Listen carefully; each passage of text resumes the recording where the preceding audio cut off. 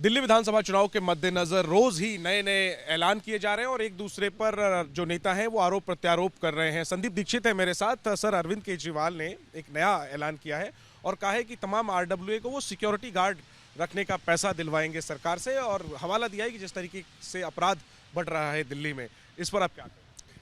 वो कुछ नहीं साहब, ये सब चीज़ें इनको अभी याद आ रही है। इतनी अच्छी शीला दीक्षित जी के अंदर दुनिया में जिसकी बात होती थी, भागीदारी स्कीम थी।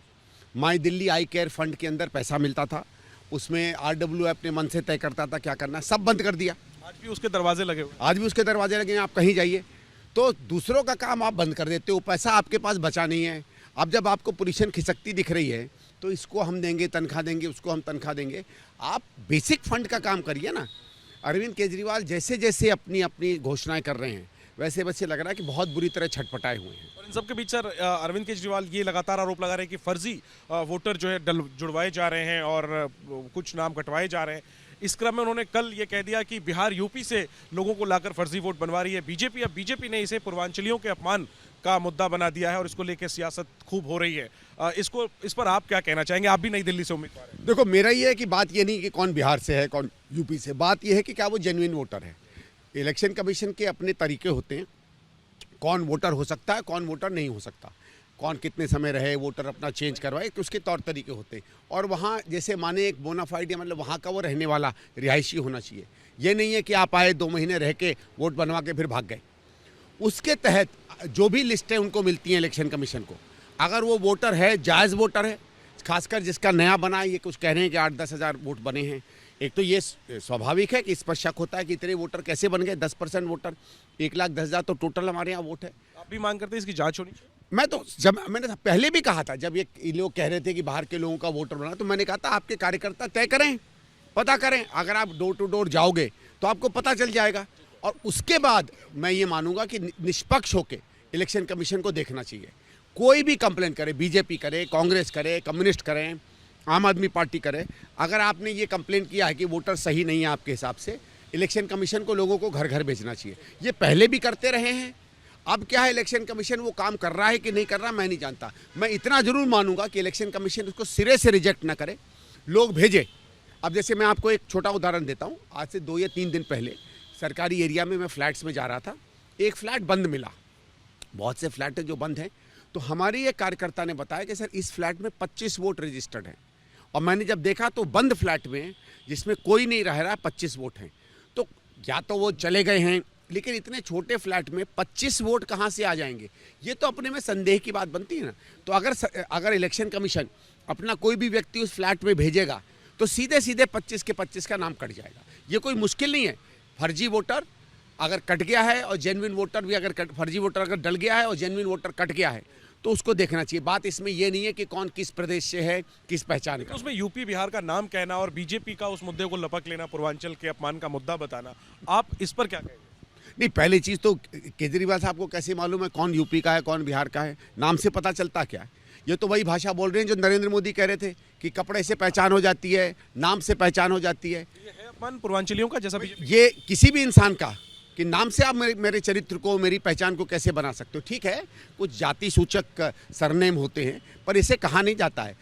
ऐसा है, प्रॉब्लम क्या है ना कि केजरीवाल साहब में भी सामान्य जो राजनीतिक शिष्टाचार होता है उनको वो भी नहीं आता है। वो कभी कुछ भी बोल देते हैं अपने फायदे के लिए। तो इसलिए स्वाभाविक है कि इस तरीके की मार उन पे बीजेपी पे पड़ेगी। लेकिन मैं तो भारतीय जनता पार्टी से भी कहता हूँ ना, हर चीज़ में आपको कोई ना कोई समुदाय, कोई ना कोई संप्रदाय दिखता रहता है। दोनों पार्टियाँ, क्षेत्रीय राजनीति कह लो, जातीय राजनीति कह लो, धार्मिक राजनीति कह लो, इसके ऊपर पड़ती ही नहीं है।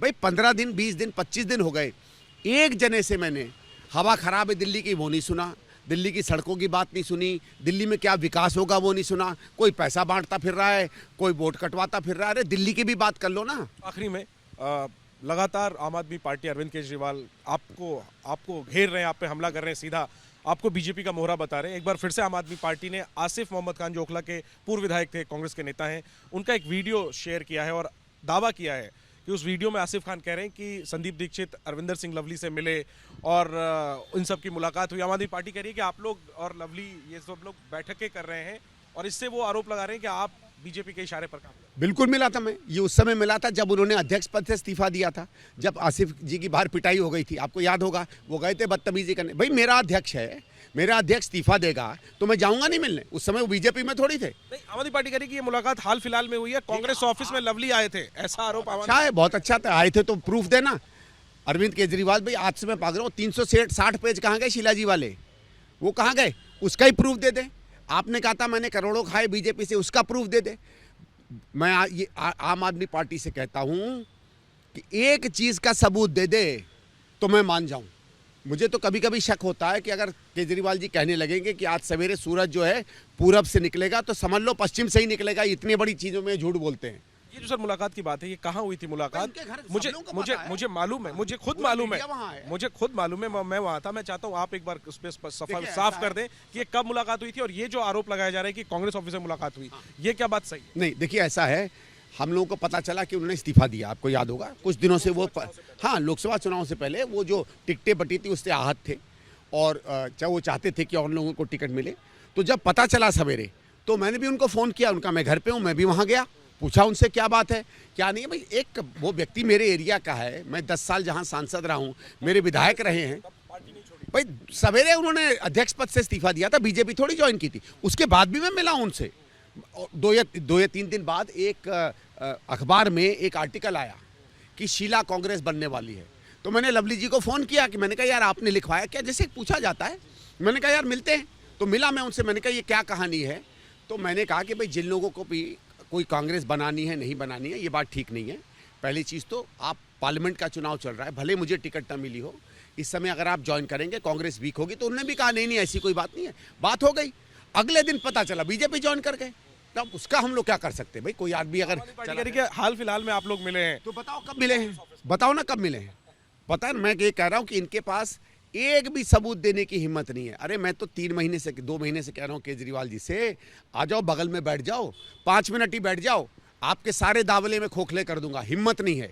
ये आप ये से मानो मैं सीधे सीधे कह रहा हूँ, जितनी चीज़ों को ये क्लेम करते हैं, ये कायरों की पार्टी है। हम बहादुर होता तो बगल में आके बैठते हो, बताते सबूत दो कि मैं किससे मिला हूँ, सबूत दो कि वो हमारे ऑफिस आए, सबूत दो कि मैंने पैसा लिया है करोड़ों का, सबूत दो कि कॉमनवेल्थ में पैसा खाया, सबूत दो कि बसें मेरी, एक सबूत दे दो। मैं मानता हूं ये कायरों की पार्टी है, ये वो पार्टी है जो पीछे से छुरा भोंकने की कोशिश करती है। और इसीलिए मैं मानता हूं कि इस देश के लिए सबसे ज़्यादा जिस आदमी ने राजनीतिक की संस्कृति को, राजनीति के संस्कारों को गिराया है, तो आम आदमी पार्टी है। शुक्रिया संदीप जी। तो रोज रोज हमले हो रहे हैं संदीप दीक्षित पर, और अब संदीप दीक्षित ने खुली चुनौती दे दी है कि जो भी आरोप लगाए जा रहे हैं सबूत सामने रखें, केजरीवाल खुद सामने आ जाएं और बहस कर लें। कैमरा पर्सन अजीत चाको के साथ Jainendra, ABP news, Delhi. For exclusive and insightful videos, subscribe to our new channel ABP Live Premium.